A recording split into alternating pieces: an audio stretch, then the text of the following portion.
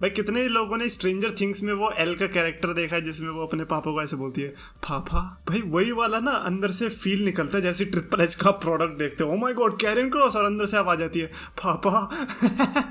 But then you realise के real daddy is Roman Reigns. Roman Reigns ने कुछ ज्यादा सीरियसली ले लिया है हमें इंडियंस को कि भाई साहब बंदे ने टी शर्ट ही निकलवा दी एक्नॉलेज योर डैडी करके। आई मीन कम ऑन, हाँ हमारा शेयर किधर है? शेयर तो छोड़ो यार, हम लोग ट्विटर पे डब्ल्यूडब्ल्यू की वीडियो भी नहीं देख पाते, कम से कम उसे अनब्लॉक करवा दो।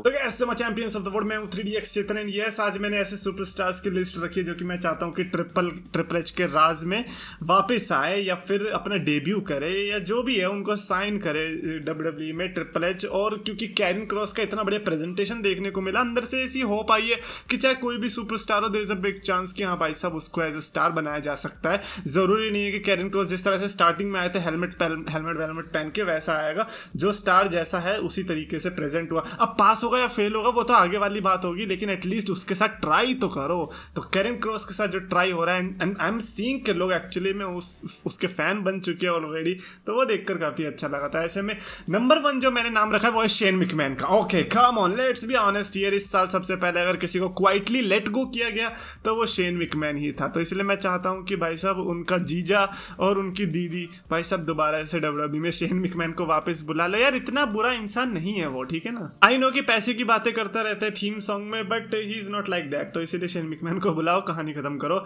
Next up is Dexter Lumix. Not Dexter Lumix को रखने का सबसे बड़ा कारण है रिपोर्ट्स, बिकॉज रिपोर्ट्स में सिर्फ कैरियन क्रॉस और स्कारलेट का ही नहीं बल्कि डेक्स्टर लूमिस की भी रिपोर्ट थी that apparently Dexter Lumis is also coming back to WW.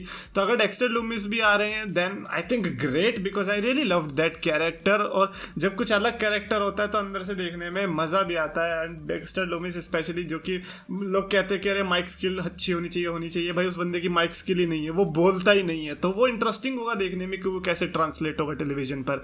Next up is जो मैंने रखा है जॉन मॉरिसन एंड फ्रैंकी मोने। जॉन मॉरिसन और बेसिकली उनकी वाइफ जो कि NXT में थोड़े टाइम तक थी, एंड दोनों को रिलीज कर दिया गया। That came as a surprise for me. John Morrison अभी लिटरली काफी टाइम के बाद डब्ल्यूडब्ल्यू के अंदर रिटर्न किए थे एंड देन ऐसे रिलीज करना was a very like bad shocker for me. Frankie Monet ने तो काफी डब्ल्यूडब्ल्यू के बारे में बेइज्जती करी है, तो मुश्किल हो सकता है इन दोनों का आना, लेकिन फिर भी मैं रूट करूंगा कि भाई साहब जॉन मॉरिसन और ये दोनों आए, because Frankie is also great talent and John Morrison के बारे में तो आई थिंक मुझे बताने की जरूरत है नहीं। नेक्स्ट जो मैंने रखा है वो है giant Zanjeer and Jeet Rama. Okay hear me out. Veer Mahaan अकेले अब शायद से डब्ल्यूडब्ल्यू में दिखे भी ना ट्रिपल एच के राज में, जो कि आपने पिछले 2 हफ्तों में नोटिस कर ही लिया होगा। It was not only 24/7 championship जो कि गायब है, वीर महान भी गायब है।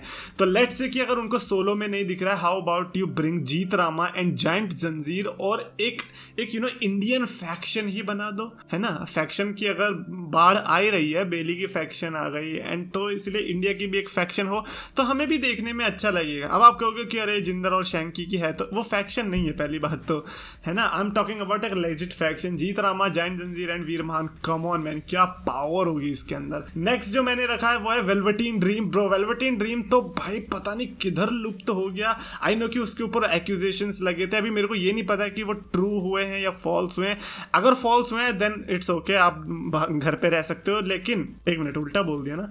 अगर उनके एक्यूजेशंस जो है वो ट्रू है तो वो घर पे रह सकते हैं, लेकिन अगर फॉल्स है देन आई रियली वांट कि ट्रिपल एच वेलवेटीन ड्रीम को लाए, because he is actually A WWE type of guy जो कि आप मेन रोस्टर में एक्सपेक्ट कर सकते हो। बंदे का थीम सॉन्ग कमाल का है, बंदे का पर्सोना कमाल का है, move set is amazing. I don't know कि उससे ज्यादा क्या चाहिए, है ना। उस बंदे की प्रेजेंटेशन ऐसी होगी कि लोगों के मुंह खुले के खुले रह जाएंगे, तो इसीलिए वेलवेटीन ड्रीम इस लिस्ट में मेरा काफी प्रोमिनेंट नाम रहने वाला है। Next up is Maxwell Jacob Friedman. Yes he is better than you and you know it, of course you have acknowledge that. And जैसे कि मैंने सुबह बताया था कि एमजेएफ के चांसेस इसीलिए हैं बिकॉज ऑल एलीट रेसलिंग से अपेरेंटली उनके कनेक्शंस टूट चुके हैं।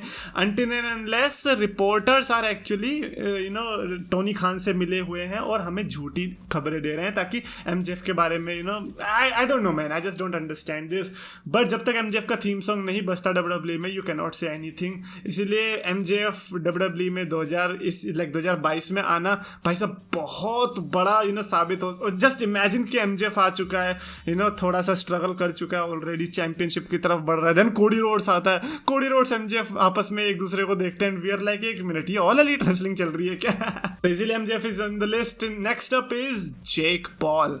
ओ भाई, ये लिस्ट में शायद सबसे कंट्रोवर्शियल नाम होने वाला है, बट जितना मैंने जेक पॉल का भी रिसेंट में लाइक बॉक्सिंग की चीज़ देखी है, या फिर उन बॉक्सिंग से पहले जो उन बंदों के साथ वो ब्रूटली उन्हें डिस्ट्रॉय कर देता है सोशल मीडिया पे, वो देखने के बाद तो लग रहा है यार इस बंदे को क्यों नहीं लिया। लोगन पॉल तो फिर भी अभी अलग अलग चीज़ों में लगा रहता है, तो इसीलिए रेसलिंग की तरफ इतना ध्यान नहीं देता, लेकिन जेक पॉल तो हो सकता है कि शायद जेक पॉल को उतना इंटरेस्ट ना हो, वो बॉक्सिंग में ज़्यादा इंटरेस्ट है, but Jake Paul can definitely outshine most of the superstar, and that is for sure. When it comes to money, when it comes to physique, bro, that guy is legit athlete.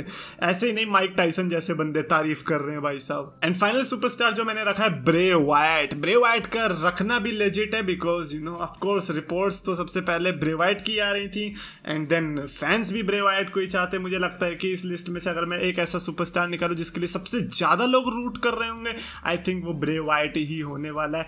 And मैंने उसको और एक step forward करते हुए मैंने ये भी रखा है कि Erick Rowan and Braun Strowman, basically तीनों को लाओ, एंड एक बार अगर फिर से वाइट फैमिली बनाए तो आई मीन एक नॉस्टैल्जिया रीजन भी हो जाएगा, एंड दूसरा ये है कि यार अच्छा भी लगेगा कि चलो स्ट्रोमन एंड रोवन दोबारा से वापस आ गए। आई थिंक स्ट्रोमन का मुश्किल है, बिकॉज उनका control your narrative something like that चल रहा है, तो अगर आई डोंट नो, चलो आपको दोनों का नहीं आता, लेकिन ब्रे वाइट तो आप आ ही सकते हो। हालांकि अभी तक कुछ पता नहीं कि ब्रे वाइट है किधर, भाई साहब लुप्त ही हो गए बंदे। तो यस, ये थे मेरी सुपरस्टार्स की लिस्ट, जो कि मेरे को लगता है कि ट्रिपल एच के राज में रिटर्न या डेब्यू करने चाहिए। 2022 और भी ज्यादा बेटर बन जाएगा, ऑलरेडी बेटर है, मैं ये नहीं कह रहा कि अरे डब्ल्यूडब्ल्यू बेकार है, इट्स ऑलरेडी बेटर, थोड़ा और बेटर बना देंगे तो ना अच्छा लगेगा कि हाँ ट्रिपल एच ने इंपैक्ट क्रिएट किया है। अच्छा, आज कमेंट्स तो नहीं ले पाएंगे क्योंकि काफी वीडियो ऑलरेडी लंबी बन चुकी है, तो इसीलिए डेव मेल्जर की रेटिंग्स के बारे में बात कर लेते हैं, उसने कितनी रेटिंग्स दी है। एंड इस बार मैं मैच करता भी चलूंगा कि जो मैंने रेटिंग्स दी है क्या वो उससे मैच कर रही है या कम है या ज्यादा है। तो बियांका वर्सेस बेकी समरस्लैम 2022 के मैच को मिली है 4 स्टार की रेटिंग मेल्जर की तरफ से। मीनवाइल अगर मैं अपनी रेटिंग को कंपेयर करूं, यार मैंने भी 4 स्टार दिए हैं। ओह माय गॉड, क्यों मिल रहा है मेरी मेल्जर से रेटिंग्स नहीं। अगला आया Logan Paul versus the Miz का, जिसको मेल्जर ने दी है 4 स्टार रेटिंग, जो कि काफी इंप्रेसिव है, आई लाइक इट। और मैंने हालांकि थोड़ी सी ज्यादा दी है, मैंने 4.5 की स्टार रेटिंग दी है। आई अंडरस्टैंड मिज और मेल्जर का कनेक्शन, फिर भी उसने 4 स्टार दे दिया भाई साहब, बहुत बड़ी बात है।